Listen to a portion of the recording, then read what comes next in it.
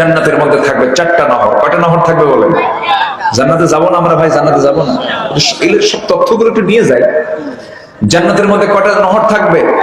4টা নহর থাকবে। সবাই নেবেন না ইনশাআল্লাহ জান্নাত? সবাই কি জান্নাত নিতে রাজি আছেন তো? পচা মদের দিকে যাওয়া যাবে না, পচা নেতৃত্বের দিকে যাওয়া যাবে না, দুনিয়ার দল করা যাবে না। দল করে যেতে হবে কার দল? আসতে বলবে না কার দল? হারাম কোনো খাদ্যের কাছে যাওয়া যাবে না, হারাম কোনো খাদ্যের কাছে যাওয়া যাবে না। একটু লাইনে আসেন, আমি আসতেছি। এই 28টা শ্রেণী আজকে বলবো, যদি ফজর হয় তাও করবো। দেখছেন, তাও রাজি। বলি আলহামদুলিল্লাহ। সম্মানিত ভাইয়েরা, সম্মানিত বন্ধুগণ, 4টা নহর, মধুর নহর। কিসের নহর বলেন? এই মধু কোন বনে আছে? আস্তে আস্তে কয়, সুন্দরবন কই? বলি আলহামদুলিল্লাহ। তাহলে জান্নাতের একটা ফ্লেভার এখানে আছে না নাই? তবে জান্নাতের যে মধুটা একটু ভেরিয়েশন হবে, এটা আলাদা হবে। দুনিয়ার এই মধুর মতো মধু হবে না। দুনিয়ার মধু তো আল্লাহ তাআলা মৌমাছিকে ডিপার্টমেন্ট দিয়েছিলেন। মৌমাছি হলো আমার আল্লাহ তাআলার তৈরি করা ওষুধ ফ্যাক্টরির এ হচ্ছে মূল প্রধান দায়িত্ব। আল্লাহু আকবার বলেন। আল্লাহর ওষুধ ফ্যাক্টরির দায়িত্ব আল্লাহ পাক কাকে দিয়েছেন? মৌমাছিকে। মানুষকে দেন নাই। মানুষ তো চোর। মানুষ কি চোর? বানাতে দিলে ওখান থেকে চুরি করে খাবে। এই জন্য আল্লাহ পাক মানুষকে দেন নাই। মধুর ডিপার্টমেন্ট সম্পূর্ণ ছেড়ে দিয়েছেন সূরাতুন নাহল মৌমাছির কাছে। তুই বানা। ওয়াউহা ইলান নাহলি আন ইত্তাখিযি মিনাল জিবালি বুয়ুতা। এই যে সুন্দরবনের এই মধুগুলো আমরা পাই, এই মধুগুলো যে বিভিন্ন ফুলে ফলে পড়ে, যে মৌমাছিগুলো মধুগুলো সংগ্রহ করে নিয়ে আসে, এই মধুগুলো সংগ্রহ করে নিয়ে আসে কিসে নিয়ে আসে? মৌমাছিগুলো কিসে নিয়ে আসে বলেন তো? কিসে করে নিয়ে আসে বলেন? মুখে না কোথায়? কি বলেন, বলেন না। হ্যাঁ, ভেতরে। দেখছেন কি চালাক, দেখেন ভেতরে, মানে কিচ্ছু বলে না, ভেতরে একটা, মানে এমন উত্তর দিছে যে উত্তর আপনি বুঝে নেন কোনটা ঠিক। মুখে না পেটে? মুখে না পেটে? একজন কইছে পেটে এবং মুখেও। বাংলাতে খুব চালাক, তাই না? কোরআন বলছে, দেখেন কোরআন বলতেছে, কোরআন বলতেছে ইয়াখরুজু মিন বুতুনিহা শারাবুন মুখতালিফুন আলওয়ানুহা ফীহি শিফাউন লিন-নাস। জোরে বলুন আল্লাহু আকবার। প্রত্যেক মৌমাছি একটা দুইটা নয়, 550 মৌমাছি 1 পাউন্ড মধু তৈরি করতে নিয়া 550 মৌমাছিকে প্রায় 20 লক্ষ ফুলের উপরে তাদেরকে ঢুকতে হয়, যেতে হয়। 20 লক্ষ মৌমাছি 20 লক্ষ ফুলকে টাচ না করা পর্যন্ত তারা 1 পাউন্ড মধু তৈরি করতে পারে না। 550 মৌমাছি যদি 20 লক্ষ ফুলের উপরে যদি তারা যেতে হয়, বিজ্ঞান গবেষণা করে দেখেছে প্রায় 14.5 লক্ষ কিলোমিটার জার্নি তাকে করতে হয়। 14.5 লক্ষ কিলোমিটার জার্নি করা মানে গোটা পৃথিবীকে 3 বার ঘুরে আসা সম্ভব হবে। এত কষ্ট করে যেই মৌমাছি মধুগুলো বিভিন্ন ফুলে ফলে পড়ে সেখান থেকে টেনে টেনে নিয়ে এসে মৌচাকে জমা করে, আর সেই মৌচাকের মধুগুলোর ভিতরে যারা সাদেক আলীর গোল্লার মিষ্টির শিরা ঢুকায় দেয়, বলুন তো তার ফাঁসি হওয়া দরকার একবার না বারবার? আমি কিসের জন্য মিষ্টি কইলাম? আছে নাকি? কই যেন ছিল? ও আছে তো, জানেন না? জামতলা। জামতলা কিসের মিষ্টি? সাদেক মিষ্টি। আমি কি ঠিক মতো কইছি নাকি? হ্যাঁ, ঠিক মতো বলছি। বলে হুজুর ওই মধুর মধ্যে একটু মিষ্টি কম, একটু মিষ্টি ঢুকায় আছে। এরকম বদমাইশ আছে না নাই বলেন? আছে না নাই? কিন্তু এই মধুগুলো মৌমাছি যে সংগ্রহ করে, ওই যে রসগুলো নিয়ে আসে, সে শুধু রসগুলোই নিয়ে আসেন, এটাকে আল্লাহ রাব্বুল আলামিন প্রসেসিং করার জন্য পৃথিবীর কোনো ফ্যাক্টরিতে নয়, আল্লাহ পাক ফ্যাক্টরি বানিয়ে দিয়েছেন মৌমাছির পেট। জোরে বলুন সুবহানাল্লাহ। ইয়াখরুজু মিন বুতুনিহা। মেডিকেল সায়েন্স বলছে, প্রাণীবিদ্যা বলছে, প্রাণী জগতের যারা বিজ্ঞানী তারা গবেষণা করে দেখেছে, পেটটাকে রিসার্চ করেছে, আমাদের প্রত্যেকের পেটের মধ্যে স্টমাক হলো একটা একটা করে স্টমাক, একটা পাকস্থলী, আর একটা মৌমাছির পেটের মধ্যে থাকে হলো 2টা পাকস্থলী। একটা হচ্ছে খাবারের স্টমাক, খাবারের পাকস্থলী, আরেকটা হচ্ছে মধুর পাকস্থলী, হানি স্টমাক। আল্লাহু আকবার, হানি স্টমাক। ওই হানি স্টমাকে যখন মধুগুলো ঢুকে যায়, প্রসেসিং শুরু হয়ে যায়, ওর মধ্যে সমস্ত কিছু প্রসেসিং করতে করতে করতে করতে দৌড়াতে দৌড়াতে চলে আসে, যখন মৌচাকের মধ্যে এটা ঢুকায় দেয়, ঢুকাতে নিল সেখানেও আবার এখানে অনেক তদন্ত আছে, পুলিশ মৌমাছি আছে, যার পায়ের মধ্যে জীবাণু আছে, ওটা চলবে না, ওকে মেরে ফেলে দেয়। ফ্রেশ মৌমাছি যখন ঢুকে গেল, তখন সেটার পেট থেকে ইয়াখরুজু মিন বুতুনিহা, মুখ থেকে আবার, পেট থেকে আবার বের করে মুখ দিয়া ওই মৌচাকের মধ্যে রেখে দেয়। সুবহানাল্লাহ বলা যাবে না? কে করেন? আল্লাহ। আস্তে কে করেন? কে করেন? যারা খাদ্যে ভেজাল দেবে, রাষ্ট্র চালাতে যারা ভেজাল দেবে, ভেজাল যারাই করবে তাদের ফাঁসি হওয়া দরকার। ঠিক কিনা বলেন? আল্লাহর নিয়ামতের ভিতরে ভেজাল দেওয়ার কোনো সুযোগ একজন ইমানদার কখনো করতে পারে? দুধ নিয়ামত। দুধ কি নিয়ামত? দুধের নহর থাকবে। জোরে বলেন সুবহানাল্লাহ। সাইয়েদনা ওমর ফারুক রাদিয়াল্লাহু আনহু এক রাতে বের হয়েছেন জনগণকে দেখার জন্য। জনগণকে দেখতে বের হয়েছেন। হঠাৎ করে রাতের গভীর রজনীতে দুজন মহিলার চিকন চিকন কণ্ঠে মা মেয়ের গল্প শুনতেছিলেন। মা তার মেয়েকে গল্প করে বলছে, মা তার মেয়েকে নির্দেশ দিয়ে বলছে, মা শোনো, গভীর রাত এখন। ওমরের প্রশাসন সম্পূর্ণ নীরব। ওমর নাই, প্রশাসন নাই, কেউ নাই। যে উটের দুধ আমরা দহন করেছি, সেই উটের দুধ বিক্রি করে আমাদের রুটি রুজির ব্যবস্থা হবে না। এই ছোট অল্প দুধের মধ্যে কিছু পানি মিক্সড করে একটু দুধের পরিমাণ বাড়ায় দিয়ে আগামীকালকে আমরা বাজার করব, বিক্রি করতে যাব। নাও দাও, পানি দাও মা।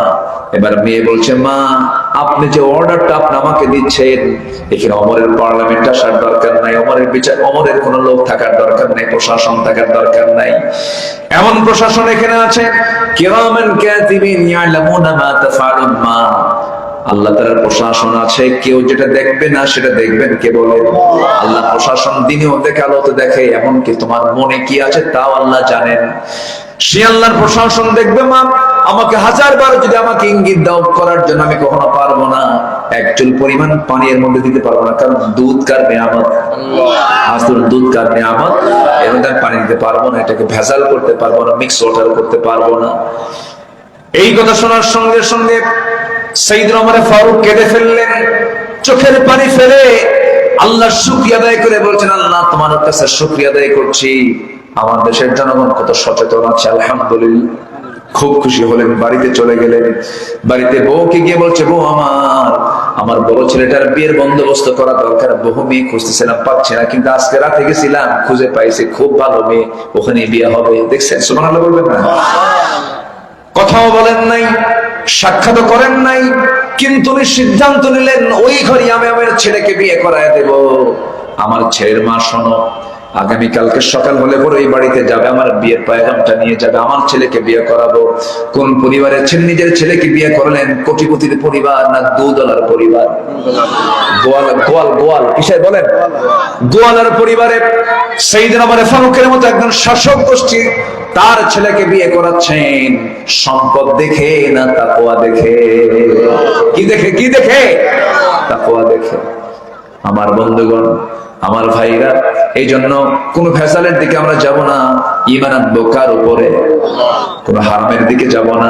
হারাম খাবে যে ইবাদত কবুল হবে না তার, হারাম খাদ্যের দিকে আমরা যাব না। জোরে বলি ইনশাআল্লাহ। জান্নাতের মধ্যে কয়টা নহর আছে বলেন? দুধের নহর বলেছি, শরাবের নহর বলেছি, কি বলে, মধুর নহর বলেছি, আর শরাবের নহর বলেছি। নাম্বার 4 হলো পানির নহর। যেরকম সুবহানাল্লাহ। এই পৃথিবীতে সবচেয়ে স্বাদের জিনিস কোনটা বলেন? আরো জোরে, আরো জোরে। দুনিয়ার সব কিছু খাইছেন, কিন্তু পানি নাই, হবে কাম? কাম হবে? সবচেয়ে স্বাদের জিনিস কোনটা? পানি। স্বচ্ছ নির্মল পানি। সাতক্ষীরের পানিটা খুব ভালো। সাতক্ষীর পানি ভালো না? কোন আয়রন নাই তো?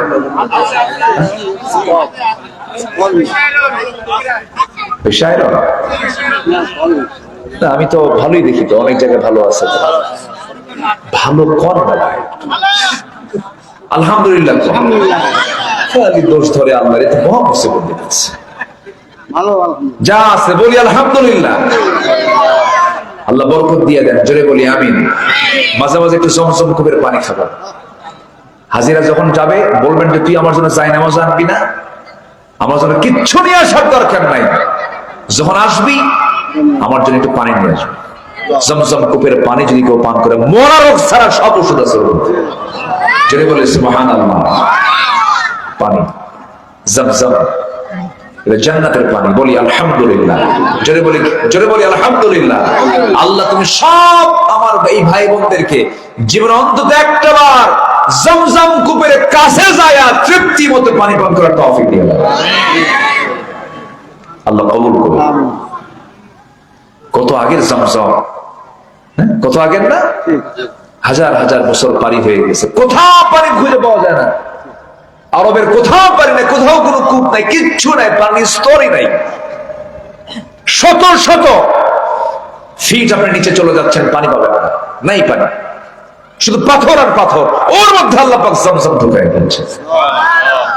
গোটা পৃথিবীর মানুষ খায়, গোটা পৃথিবীর দুনিয়ার মানুষ খায়, ফোরে না। জোরে বলি সুবহানাল্লাহ। ইন্নাস সাফা ওয়াল মারওয়াতা মিন শাআইরিল্লাহ, তাই না? এগুলো শায়ের না, নিদর্শন। আল্লাহু আকবার বলে। আমার বন্ধুগণ, 2 চলে গেল। নাম্বার 3 হলো প্রতিবেশীর প্রতি যারা সদয় হবে না তারা জাহান্নামী। প্রতিবেশী রাস্তা বন্ধ করে দেওয়ার মতো মানুষ ওনার সাতক্ষীরায় নাই, আসতে বলবেন না, আছে না নাই? প্রতিবেশীর ঘরটা হলো তার ঘরের পিছনে, তার জায়গা দিয়ে তাকে হেঁটে যেতে হয়। হঠাৎ করে একদিন গন্ডগোল লাগছে, গন্ডগোল লাগাও শুরু, খোঁটা মারাও শুরু। খোঁটা মারা পর্যন্ত, হ্যাঁ, খোঁটা মেরে দিয়েছে, যেতে দেব না। গন্ডগোল করলি কেন? আপনি যে খোঁটা মারলেন, হাঁটা বন্ধ করে দিলেন, যে খোঁটাটা মারছেন জায়গাটা কার? আসতে বলুন না কার? আর যার হাঁটা বন্ধ করে দিয়েছেন ওই বান্দাটাও কার? বলেন তো, এই কাজটাকে আপনার জন্য বৈধ না অবৈধ? অবৈধ। এই কাজ আপনি করতে পারবেন? আপনি কি জানেন এই দুনিয়াতে যে বান্দা আরেকটা বান্দার জন্য রাস্তা বের করে দিবে, আল্লাহ পাক তাকে জান্নাতের রাস্তা বের করে দিবে। এটা যদি কেউ জানে তাহলে রাস্তা নিয়ে গন্ডগোল থাকার কথা? চেয়ারম্যানরা বছরে যত বিচার করে এর মধ্যে সবচেয়ে বেশি বিচার কিসে? চেয়ারম্যান আছে নাকি? রাস্তা। কই মেম্বার? মনির ভাই কই? কই মনির ভাই? জি আলহামদুলিল্লাহ। এগুলো করা যাবে না, সে ব্যক্তি জাহান্নামে চলে যাবে। নাম্বার 4 হলো অহংকারী ব্যক্তি কখনো জান্নাত পাবে না। জাররা পরিমাণ যা চোখে দেখা যায় না সেটাকে জাররা বলা হয়। জাররা পরিমাণ যদি অহংকার কারোর মধ্যে থাকে সে ব্যক্তি জাহান্নামী। এরপরে নাম্বার 5 হলো দুনিয়াবী উদ্দেশ্যে যারা ইলম হাসিল করবে। আমার দেশে দুনিয়াবী উদ্দেশ্যে ইলম হাসিল করে অনেক বহু আলেম আছে না নাই বলেন? 16 বছর চিনছি। কয় বছর চিনছি আমরা? 16 বছরের সেনা শেষ। এখন তো সেনা যাবে না। এখন সেনা যাবে? এখন সেনা মুশকিল। ভাই আমি তো আপনারই লোক, তো কি ঠিক কিনা বলেন? এখন কি জেল খাটতে চাইলেও কি আলেমরা জেল খাটতে পারবে? এখন কেন? চান্স শেষ তো, চান্স 16 বছর গেছে। কি দুনিয়াবী উদ্দেশ্যে ইলম হাসিল যারা করবে তারা জাহান্নামে চলে যাবে। নাম্বার 6 হলো পরনিন্দাকারী জাহান্নামী হবে, চগলখোর ব্যক্তি জাহান্নামী হবে। এরপরে নাম্বার 7 হলো আত্মহত্যাকারী। বলেন কারা? আত্মহত্যাকারী। সাক্ষীরাই বুঝে আত্মহত্যা নাই? আত্মহত্যা আছে? আত্মহত্যা করবে যে জাহান্নামেও যাবে সে। এরকম নাউজুবিল্লাহ। নাম্বার 8 হলো আত্মীয়তার সম্পর্ক ছিন্নকারী। নিজের বোন, নিজের ভাই, নিজের চাচা, নিজের মামা, নিজের আত্মীয় স্বজনদের সঙ্গে দূরতম সম্পর্ক, কোনো সম্পর্কই নাই। ধর্ম ভাই বানায়, ধর্ম বোন বানায়, ধর্মের মা বানায়। নিজের মার সঙ্গে মাসের পর মাস কথা বলে না, কিন্তু শাশুড়ি দেখলে বলে আম্মা আম্মা আম্মা আম্মা।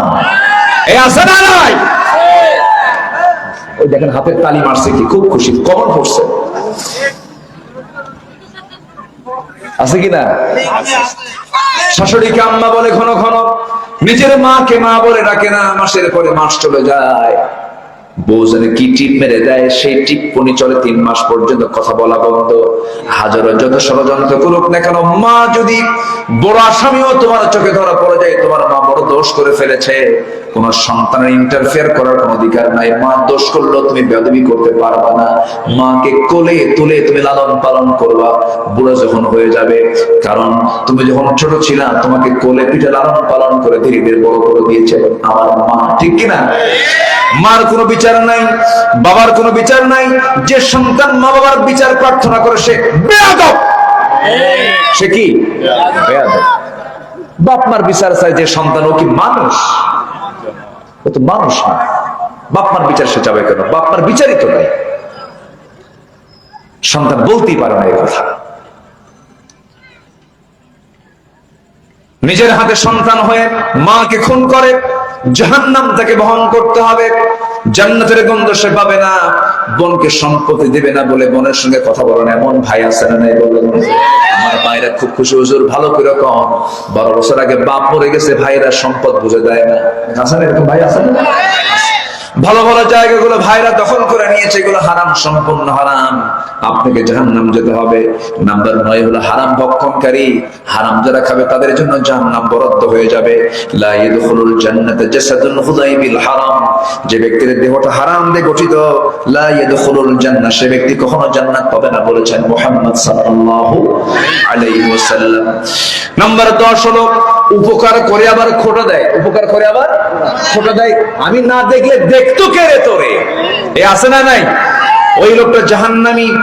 উপকার করে খোটা দেওয়া যাবে না। উপকার করেছেন ভালো কথা, কার জন্য করেছেন? আল্লাহর জন্য করেছেন।